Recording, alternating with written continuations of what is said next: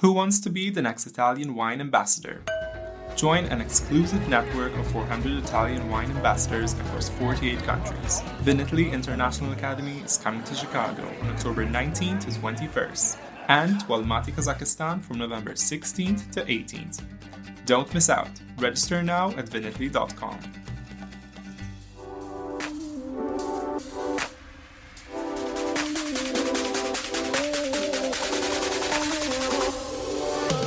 Welcome to another episode of On the Road Edition, hosted by Stevie Kim. Each week, she travels to incredible wine destinations, interviewing some of the Italian wine scene's most interesting personalities, talking about wines, the foods, as well as the incredible travel destinations. Okay, we're back. And guess where we are? Pico Maccario. And I'm here with Emiliano Morando. He's the expert manager here. Hello. Hi, everybody. So thank you, Stevie, to be here today. So listen, Emiliano, question number one. Straight.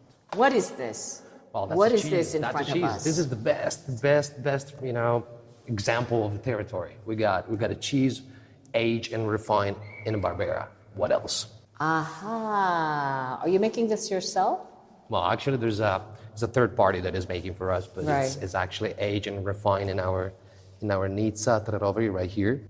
So we're proud to show this to all our people coming here tasting our wines. Okay. So tell us where we are. Mombaruzzo.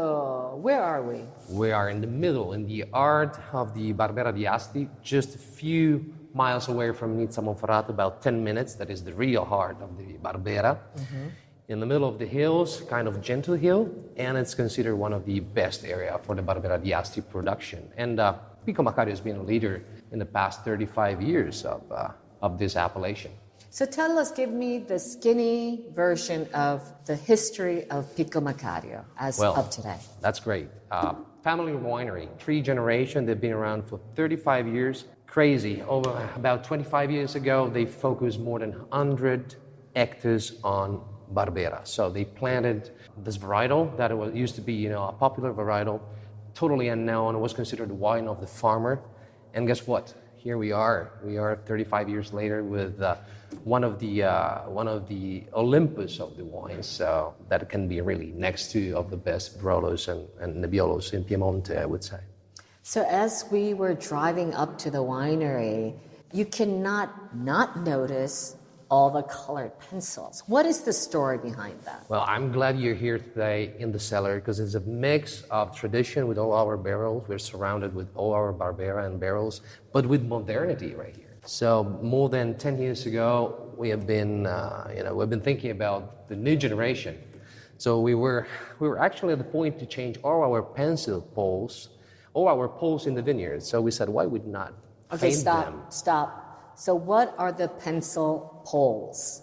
More than 3.5 kilometers of our vineyards are surrounded by pencil poles. So these poles that used to be in concrete back in the old days, or in normal wood.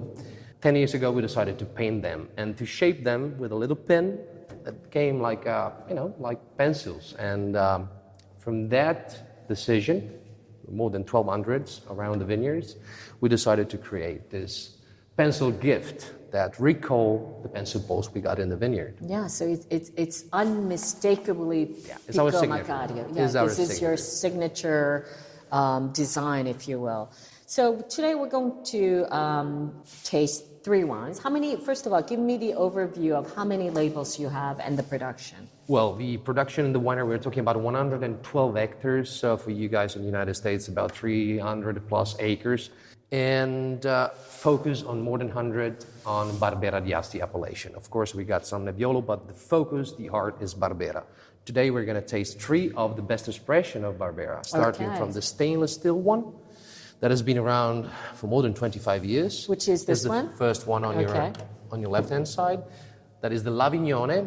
That's considered a single vineyard for us. It's a 54 consecutive and contiguous hectares. So it's the biggest that we're going to talk about dimension, Barbera di Asti vineyard. Not in terms of production, but in terms of hectares. Straightforward, fruity, good acidity. This has been our business card to show people around the world, but first of all in the territory, look, this is Barbera. This is easy drinking style. Can really match every kind of food. Okay. Clean and fruity. And the name of this wine is, remind me? It's called L'Avignone. L'Avignone. The big vineyard, Il Vignone. Like I said, 54 hectares contiguous. Oh my goodness. So it's one of So the how many largest. bottles is that? It's not that much. Not that much. We're close to 180 and 200,000 bottles for a dimension that could be much more. But today, Mother Nature, it's giving us no more than 6 tons per hectare max. Okay. And then the next wine. The next one, and that's what we are very proud, is the next level, is the Tre Roveri, is the Nizza DOCG, part of the consortium, of course, reaching more than 1 million bottles. That's the appellation. Our Nizza here is 100% Barbera grape, but aged how our grandfather used to do. They used to use big Slavonian cask or big cask. Anyway, not a lot of French oak. So mostly big barrel. So you got not just the fruit, but you got all the balsamic side that shows the beauty and the potential of the Barbera. I mean, Barbera has 15, 20 years potential, easily. Out of these 3, which one was the first one that you produced?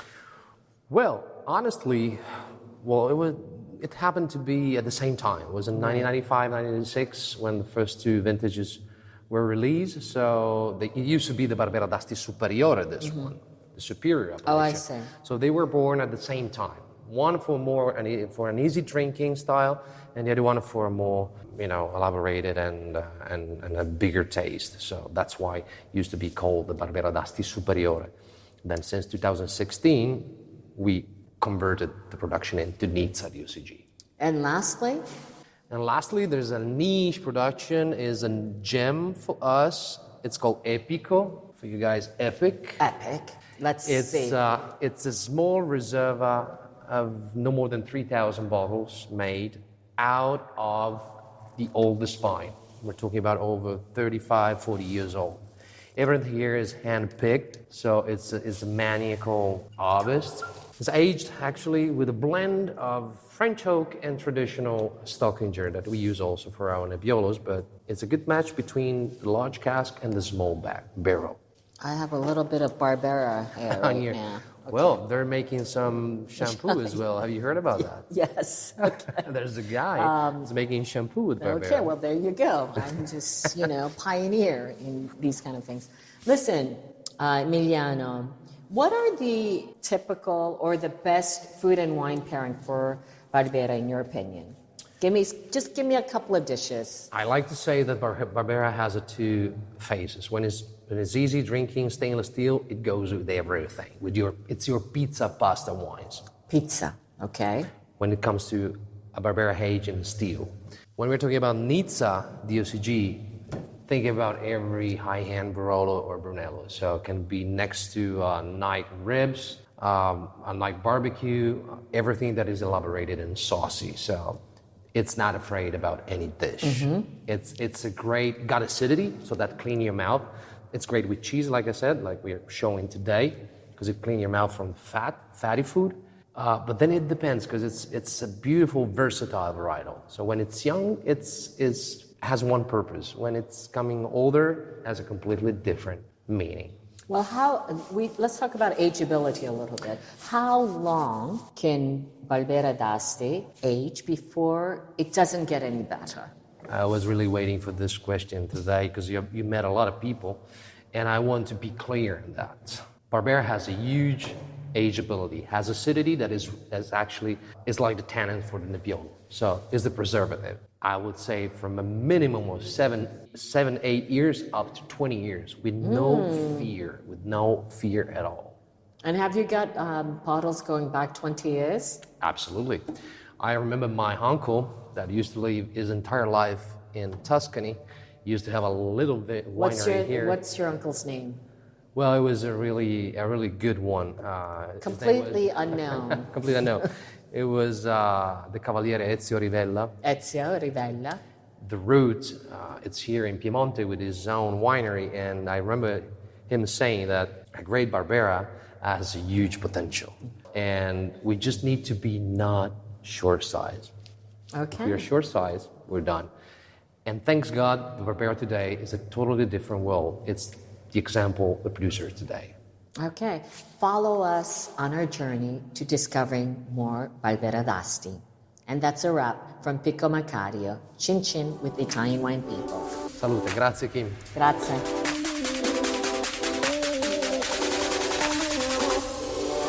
Thank you for joining us on another installment of On the Road Edition, hosted by Stevie Kim.